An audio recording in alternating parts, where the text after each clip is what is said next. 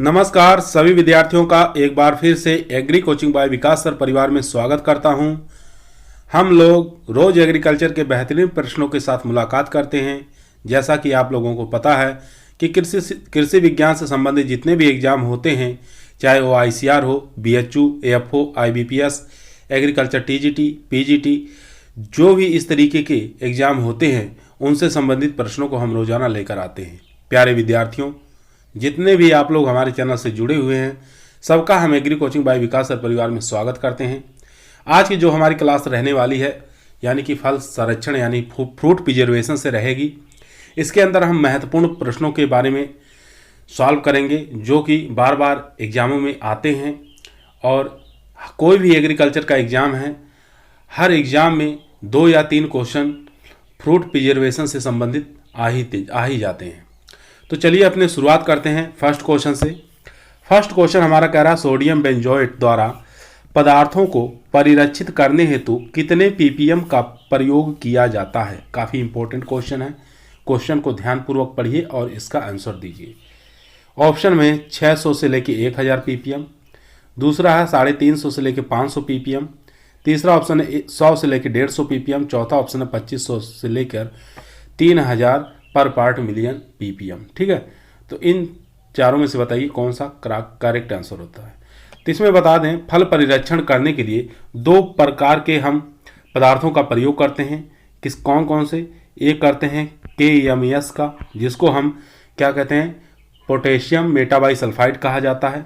यह एक potassium metabisulphide जो होता है ये शक्तिशाली परिरक्षक होता है। ठीक है, किस प्रकार का होता है? शक्तिशाली परिरक्षक होता है, ये आपको याद होना चाहिए।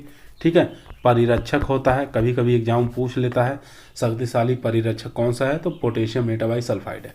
दूसरा हमारा जो परिरक्षक है उसको हम सोडियम बेंजोएट कहते हैं। ठीक है, क्या कहते हैं? सोडियम बेंजोएट कहते हैं, बेंजोएट।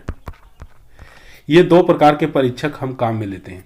सोडियम बेंजोएट जो परिरक्षक काम में लेते हैं ये हल्का परिरक्षक होता है। ठीक है, किस प्रकार का होता है? हल्का परिरक्षक होता है।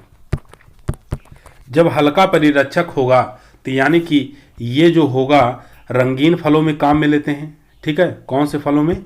रंगीन फलों में काम में लेते हैं, रंगीन फलों में। और जो पोटेशियम मेटाबाइसल्फाइड है ये रंगहीन फलों में प्रयोग में लिया जाता है। इतनी चीज़ें आप लोगों को क्लियर हो गई होंगी। अब देखेंगे यहाँ पर, तो इसमें ए ऑप्शन जो है ये हमारा करेक्ट आंसर हो जाएगा, यानी कि 600 से लेकर 1000 ppm। ठीक है, ए ऑप्शन यहाँ पर करेक्ट आंसर हो जाएगा। अगर ऑप्शन में 700 से लेकर 750 दिया है तो भी जान लीजिए सही है, क्योंकि अधिकतर हम सोडियम बेंजोएट का प्रयोग 700 से लेकर 750 ppm पर ही प्रयोग करते हैं। ठीक है, ये आपको याद रखना है। और यहाँ पर 350 से 500 ppm जो दिया हुआ है ये पोटेशियम मेटाबाइसल्फाइड का है। ठीक है, जो कि हम रंगहीन फलों में प्रयोग में लेते हैं। ठीक है, शक्तिशाली परिरक्षक है पोटेशियम मेटाबाइसल्फाइड, इसका प्रयोग करते हैं 350 से लेकर 500 ppm। ठीक है, यहाँ पर ए ऑप्शन हमारा करेक्ट है। चलते हैं क्वेश्चन नंबर 2 पर। क्वेश्चन नंबर 2 आपके स्क्रीन पर है। क्वेश्चन कह रहा है पेय पदार्थों को परिरक्षित करने हेतु काम में लिया जाता है। कौन सी गैस काम में लेते हैं ये आपको बताना है। O2 लेते हैं या CO2 लेते हैं। ठीक है, CO2 या KMS लेते हैं या CaO लेते हैं। इन चारों में से बताइए कौन सा करेक्ट आंसर हो जाएगा। तो गर्मियों के अंदर आप लोग पेय पदार्थ पीते हैं, जैसे ही हम बोतल को खोलते हैं तो उसमें एक गैस निकलती है, तो आपको बताना है कि कौन सी गैस निकलती है जो इसके अंदर परिरक्षित करके डाला जाता है, जिसके कारण क्या होता है, गर्मी के जो पेय पदार्थ होते हैं हमारे खराब नहीं होते हैं, वो सुरक्षित पड़े रहते हैं। तो इसका जो करेक्ट आंसर हो जाएगा यानी कि CO2। ठीक है, CO2 ये हमारा करेक्ट आंसर हो जाएगा। यहाँ पर बी ऑप्शन हमारा राइट आंसर हो जाएगा। ठीक है, ये एग्जाम में बहुत बार पूछा हुआ क्वेश्चन है। ठीक है, तो इस क्वेश्चन को हल्के मत लीजिए, बहुत बार एग्जाम में आया हुआ है। चलते हैं क्वेश्चन नंबर 3 पर। दोस्तों, कभी कभी इसकी मात्रा भी पूछ लेता है कि पेय पदार्थों में जो परिरक्षित करने के लिए CO2 काम में लेते हैं, इसकी मात्रा कितनी प्रयोग में लेते हैं, तो 14.6 ग्राम। ठीक है, 14.6 ग्राम प्रति लीटर काम में लिया जाता है। ठीक है, प्रति लीटर काम में लिया जाता है, ये भी आपको याद होना चाहिए। चलते हैं क्वेश्चन नंबर 3 पर। क्वेश्चन नंबर 3 आपकी स्क्रीन पर है। काफी बेहतरीन क्वेश्चन है, बहुत बार एग्जामों में आया हुआ क्वेश्चन है।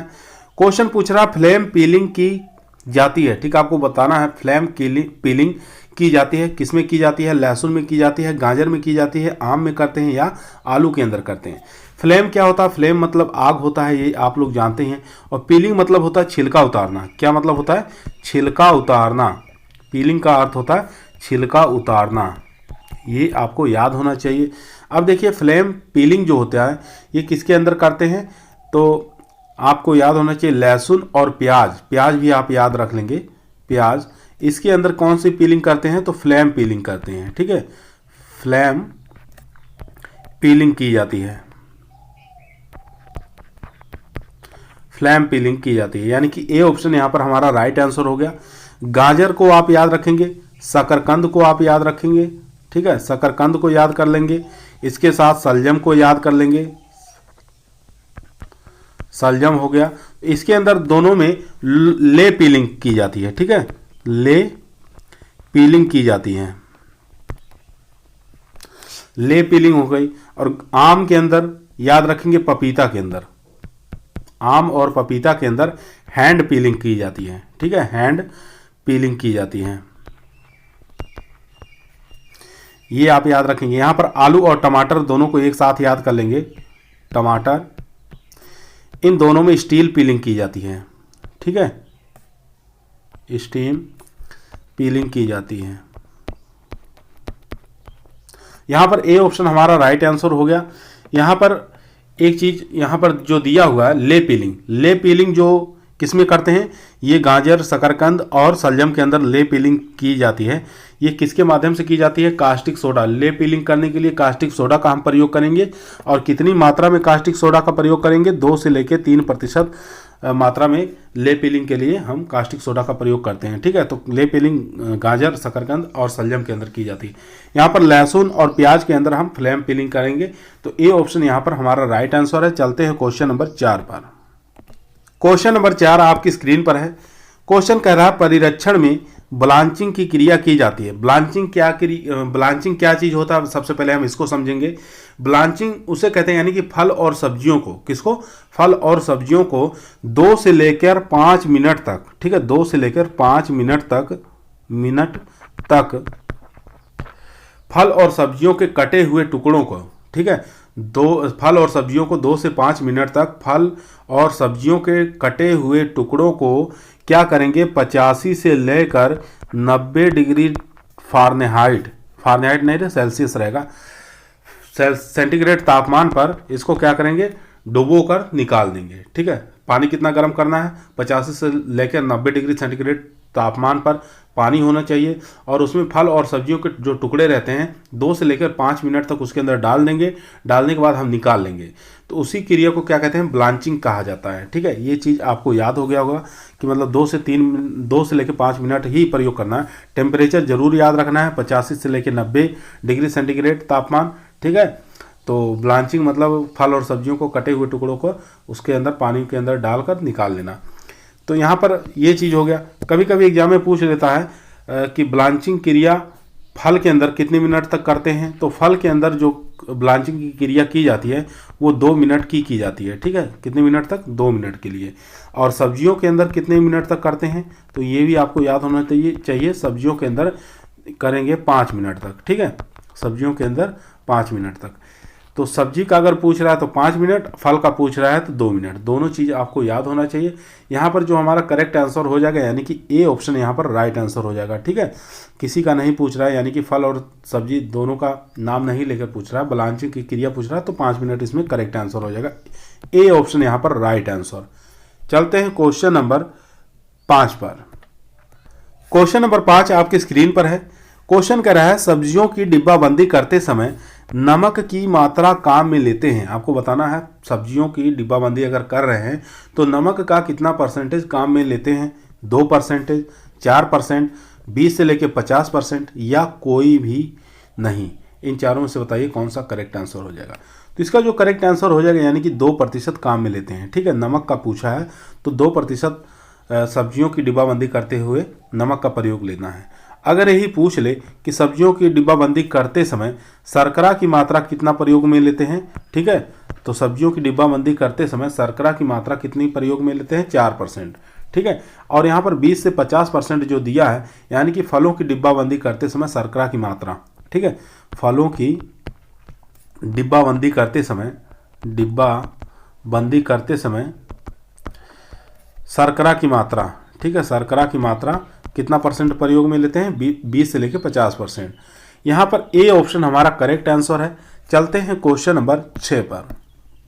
क्वेश्चन नंबर 6 आपकी स्क्रीन पर है। क्वेश्चन को ध्यानपूर्वक पढ़िए और इसका आंसर दीजिए।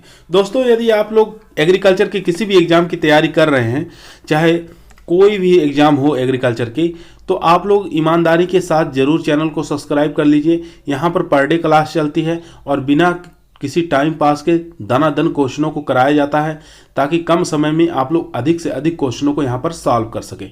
अगर चैनल पर नए आए हैं तो चैनल को जरूर सब्सक्राइब करें और दोस्तों के पास जरूर शेयर करिए। क्वेश्चन नंबर 6 आपकी स्क्रीन पर है। क्वेश्चन को ध्यानपूर्वक पढ़ेंगे। क्वेश्चन कह रहा है निम्नलिखित में से डिब्बाबंदी का सिद्धांत नहीं है, ठीक है, यहाँ पर नहीं, ये काट दीजिएगा, थोड़ा मिस्टेक हो गया। निम्नलिखित में से डिब्बाबंदी का सिद्धांत है, ये आपको बताना कौन सा सिद्धांत है। ब्लांचिंग है, संसाधन है, फलों को छीलना, डिब्बों में भरना या उपयोग सभी। तो यहाँ पर हम बता दें, डिब्बाबंदी का सिद्धांत में कई चीज़ों का प्रयोग करते हैं। जैसे हम नंबर 1 की बात करें, फलों और सब्जियों का चयन, ठीक है, फल और सब्जियों का चयन करेंगे, चुनाव करेंगे। उसके बाद नंबर 2 प्रक्रिया होती है फल और सब्जियों को धोना, ठीक है। नंबर 3 प्रक्रिया होती है हमारी फलों को छीलना, ठीक है, फलों को छीलना हो गया। उसके बाद 4 नंबर पर आप याद रखेंगे उनके टुकड़े करना, ठीक है। 3 नंबर हो गया फलों को छीलना और टुकड़े करना, वो एक में ही हो गया, ठीक है। इसके बाद 4 नंबर ब्लांचिंग आप याद रखेंगे, ब्लांचिंग की क्रिया की जाती है, ब्लांचिंग हो गया। अब उसके बाद 5 नंबर पर आप याद रखेंगे वायु निष्कासन, ठीक है, वायु को निकाला जाता है, वायु निष्कासन आप याद रखेंगे, वायु निष्कासन हो गया। अब इसके बाद आप 6 नंबर पर याद रखेंगे प्रसंस्करण, ठीक है, प्रसंस्करण। अब देख सकते हैं यहाँ पर, यानी कि ब्लांचिंग की डिब्बाबंदी करते समय ब्लांचिंग भी की जाती है, संसाधन भी करते हैं, फलों को छीलना भी और डिब्बों में भरना यानी उपयोग सभी। यहाँ पर ई ऑप्शन जो देख रहे हैं एकदम करेक्ट है, ठीक है, ई ऑप्शन यहाँ पर हमारा एकदम करेक्ट आंसर हो जाएगा। चलते हैं क्वेश्चन नंबर 7 पर। क्वेश्चन नंबर 7 आपके स्क्रीन पर है। क्वेश्चन कह रहा है जीरो एनर्जी कूल चेंबर अवधारणा किस सिद्धांत पर काम करती है। ए ऑप्शन देखेंगे वायु निष्कासन के सिद्धांत पर, किण्वन के सिद्धांत पर, वाष्पीकृत शीतलन पद्धति के सिद्धांत पर या विकिरण के सिद्धांत पर। इन चारों में से बताइए कौन सा करेक्ट आंसर हो जाएगा। तो इसका करेक्ट आंसर हो जाएगा, यानी कि सी ऑप्शन यहाँ पर राइट आंसर हो जाएगा। वाष्पीकृत शीतलन पद्धति के सिद्धांत पर कार्य करता है जीरो एनर्जी कूल चेंबर, ठीक है, सी ऑप्शन यहाँ पर राइट आंसर हो जाएगा। चलते हैं क्वेश्चन नंबर 8 पर। क्वेश्चन नंबर 8 आपकी स्क्रीन पर है। क्वेश्चन कह रहा है जीरो एनर्जी कूल चेंबर में तापमान और आर्द्रता रखी जाती है, ठीक है, एक तरफ तापमान दिया हुआ है, एक तरफ आर्द्रता दिया हुआ है, ठीक है, दोनों बताना है जीरो एनर्जी कूल चेंबर में कितना रखा जाता है। तो 25 डिग्री सेंटीग्रेड, 90% आर्द्रता, 45% तापमान, 60% आर्द्रता, या 10 डिग्री सेंटीग्रेड तापमान, 50% आर्द्रता, या 35 डिग्री सेंटीग्रेड तापमान, 100% इसमें आर्द्रता। इन चारों में से बताइए कौन सा करेक्ट आंसर हो जाएगा। तो इसका करेक्ट आंसर हो जाएगा, यानी कि 25 डिग्री सेंटीग्रेड तापमान रखते हैं और 90% इसका आर्द्रता होनी चाहिए, ह्यूमिडिटी होनी चाहिए। तो ये ए ऑप्शन यहाँ पर हमारा राइट आंसर हो जाएगा। चलते हैं क्वेश्चन नंबर 9 पर। क्वेश्चन नंबर 9 आपकी स्क्रीन पर है। क्वेश्चन कह रहा है एफपीओ, जिसको फूड प्रोडक्ट ऑर्डर कहा जाता है, वर्ष 1955 कब लागू हुआ, ठीक है, वर्ष 1955 में कब लागू हुआ ये आपको बताना है, ठीक है। तो इसका नाम होता है फूड प्रोडक्ट ऑर्डर 1955। तो ये लागू कब किया गया है ये आपको बताना है, वर्ष 1973 में, वर्ष 1955 में, वर्ष 1920 में या वर्ष 1935 में। तो इसका करेक्ट आंसर हो जाएगा, यानी कि बी ऑप्शन यहाँ पर राइट आंसर हो जाएगा, ठीक है, वर्ष 1955 में ही इसको लागू किया गया था।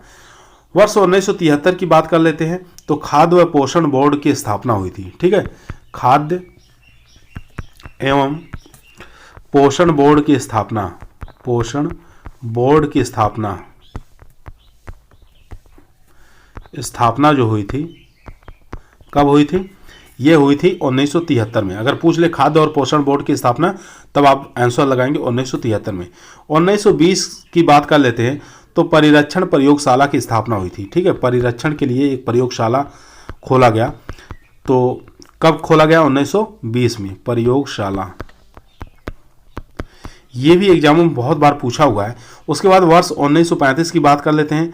परिरक्षण कारखाना, ठीक है, प्रयोगशाला की जगह कारखाना कर लेंगे, कारखाना। परिरक्षण कारखाना कब खोला गया? तो कारखाना आप याद रखेंगे 1935 में, परिरक्षण प्रयोगशाला 1920 में, और FPO 1955 में, और खाद्य और पोषण बोर्ड की स्थापना 1973 में। यहाँ पर बी ऑप्शन हमारा राइट है। चलते हैं क्वेश्चन नंबर 10 पर। क्वेश्चन नंबर 10 आपके स्क्रीन पर है। क्वेश्चन कह रहा है एसेप्सिस क्या है? ठीक है, एसेप्सिस क्या है ये आपको बताना है।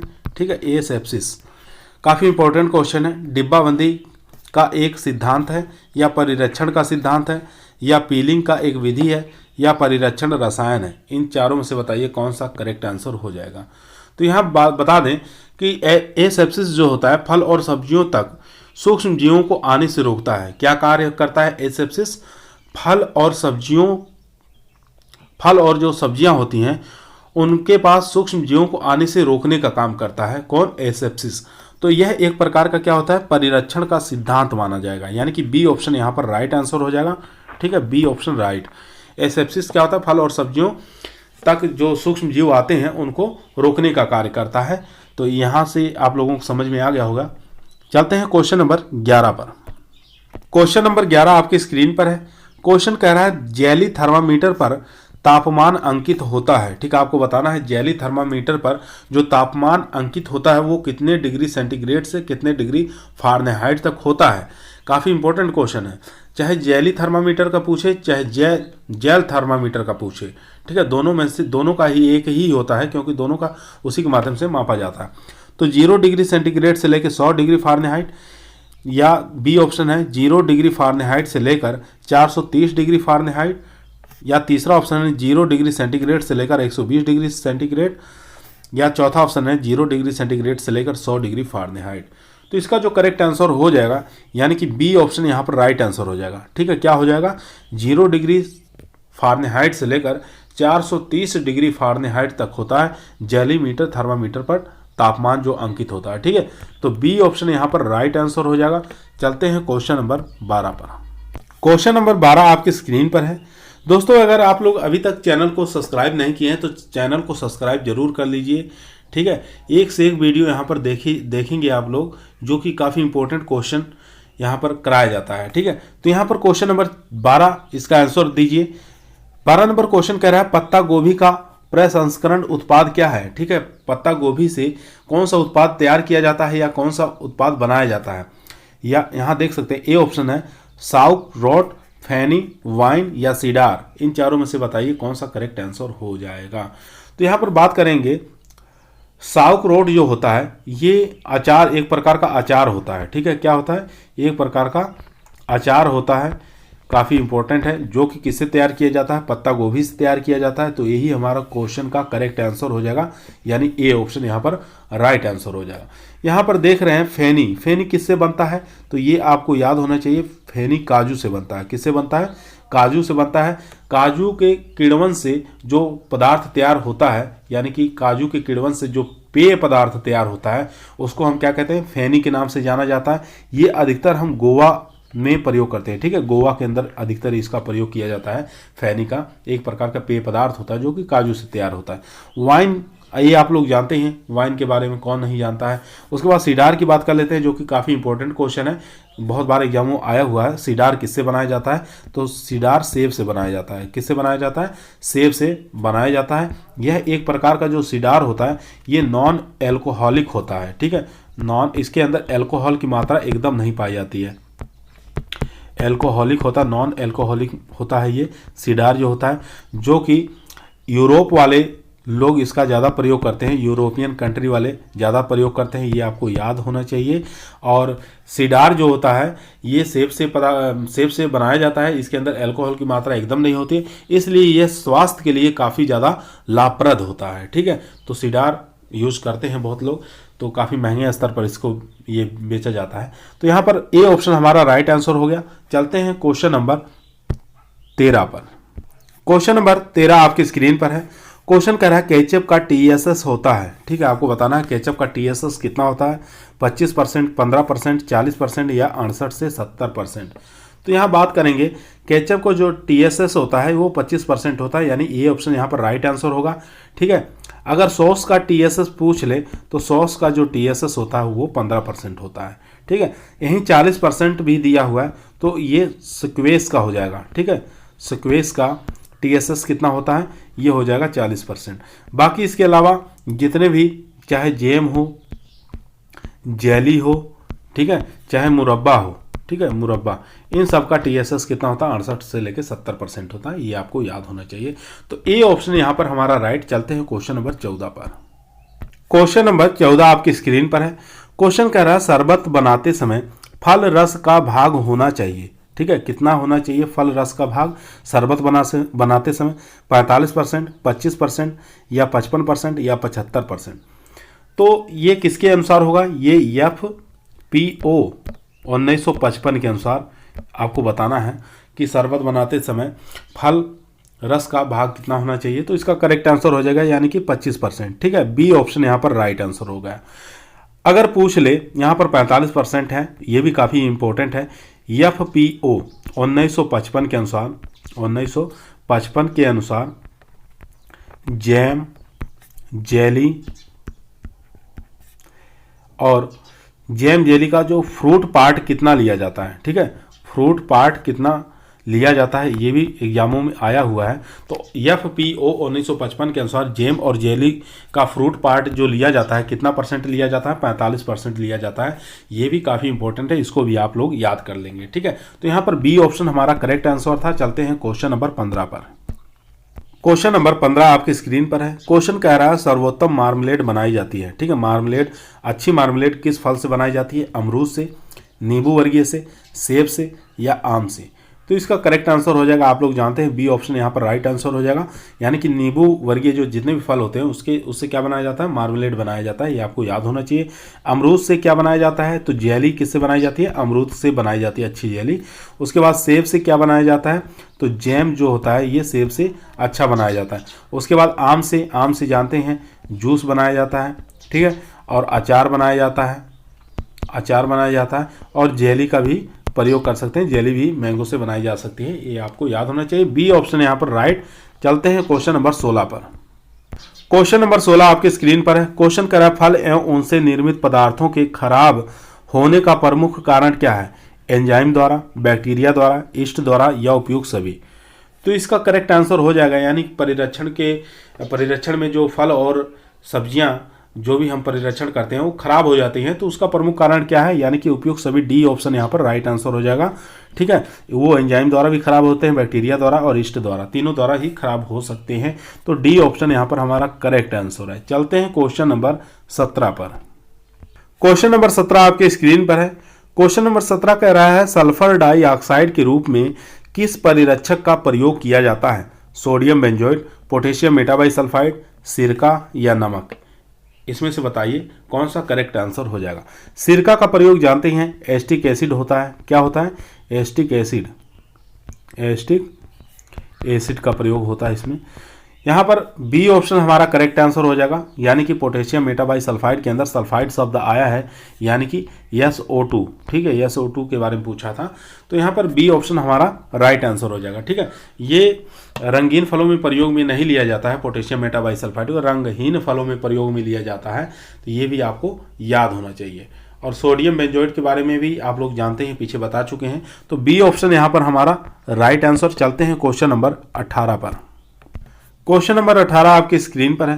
क्वेश्चन कह रहा है जेली के जमने में मुख्य कारक क्या होता है। जब जेली बनाई जाती है तो उसको जमने के लिए कौन सी ऐसा शर्करा है या टेम्परेचर, पैक्टिन, परिरक्षक, कौन सा ऐसा मुख्य कारक जो मुख्य भूमिका निभाता है? तो जेली जमने के मुख्य कारक क्या है? शर्करा, तापमान, या पैक्टिन, या परिरक्षक। तो जेली जमने के मुख्य कारण ये है पैक्टिन। ठीक है, ये सी ऑप्शन यहाँ पर राइट आंसर हो जाएगा। जेली जमने के लिए 0 से 0.5 से लेकर 1% इसमें जेली की मात्रा, पैक्टिन की मात्रा होती है, जो जेली के जमाने का मुख्य कारण होती है। ठीक है, मुख्य रूप से जेली जमाने में भूमिका निभाती है। तो यहाँ पर सी ऑप्शन हमारा राइट आंसर हो जाएगा। चलते हैं क्वेश्चन नंबर 19 पर।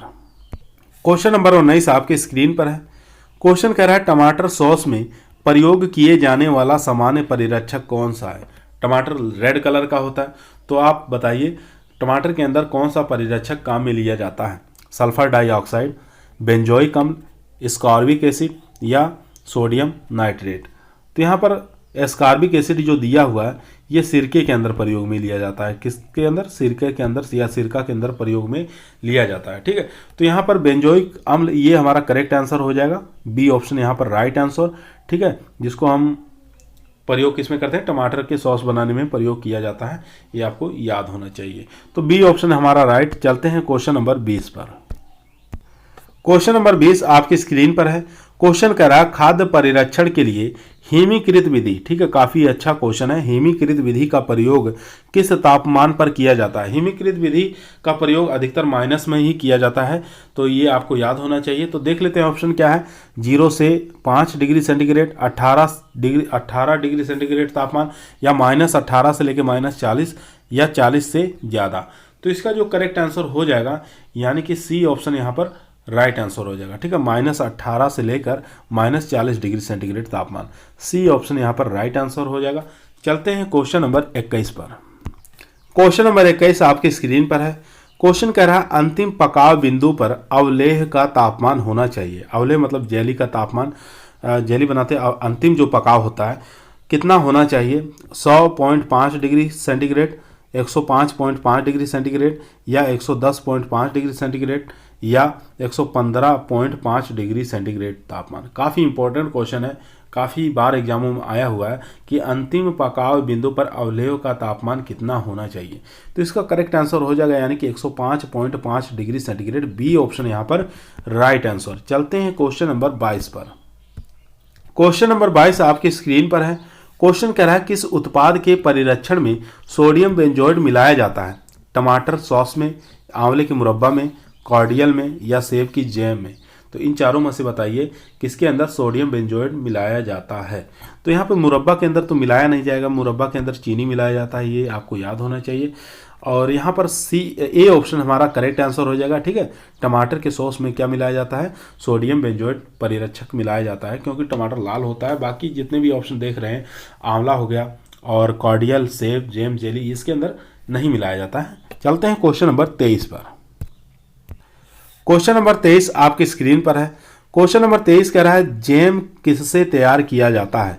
फल, पैक्टिन और गुदा से, या केवल फलों का गुदा से, या केवल फूलों का गुदा से, या पैक्टिन, गुदा, बीज या छिलके की मिश्रण से। इन चारों में से बताइए किसके द्वारा जैम तैयार किया जाता है? तो इसका करेक्ट आंसर हो जाएगा फल, पैक्टिन और गुदा से तैयार किया जाता है। ए ऑप्शन यहाँ पर राइट आंसर हो जाएगा। ठीक है, एक चीज़ आप याद रखेंगे कि पैक्टिन मुख्यतः जेली का अनिवार्य भाग होता है। ठीक है, पैक्टिन जो होता है ये मुख्य रूप से जेली का अनिवार्य भाग होता है। काफ़ी इंपॉर्टेंट क्वेश्चन है, बहुत बार एग्जाम में पूछा गया है। तो ए ऑप्शन यहाँ पर राइट। चलते हैं क्वेश्चन नंबर 24 जो कि आज का हमारा लास्ट क्वेश्चन रहेगा। क्वेश्चन नंबर 24 आपकी स्क्रीन पर है। क्वेश्चन नंबर 24 कह रहा है ब्रिक्स का संबंध किससे है? रस के कुल ठोस का प्रतिशत से, या रस में अपाचनशील शर्करा का प्रतिशत, या तीसरा रस में गैर अपाचनशील शर्करा का प्रतिशत, या रस में कुल शर्करा प्रतिशत। इन चारों में से बताइए कौन सा करेक्ट आंसर हो जाएगा। तो ब्रिक्स का संबंध सीधा सीधा होता है कि रस के कुल ठोस की प्रतिशत मात्रा। ठीक है, ए ऑप्शन से इसका करेक्ट आंसर हो जाएगा, यानी रस के कुल ठोस का प्रतिशत जो होता है वही ब्रिक्स का संबंध दर्शाता है। ये ए ऑप्शन यहाँ पर राइट आंसर हो जाएगा। ठीक है, आज की क्लास ये कैसी लगी आप लोग कमेंट के अंदर बताएंगे। और उसके बाद अगर वीडियो को लाइक नहीं किए हैं तो वीडियो को लाइक करिए और अपने दोस्तों के पास इस वीडियो को शेयर करिए ताकि इस वीडियो का लाभ वो भी लोग उठा सकें और अधिक से अधिक हमारे चैनल पर बच्चों को जोड़ने की कोशिश करिए। कल फिर एक नए वीडियो के साथ मुलाकात करते हैं, तब तक सभी लोगों को धन्यवाद।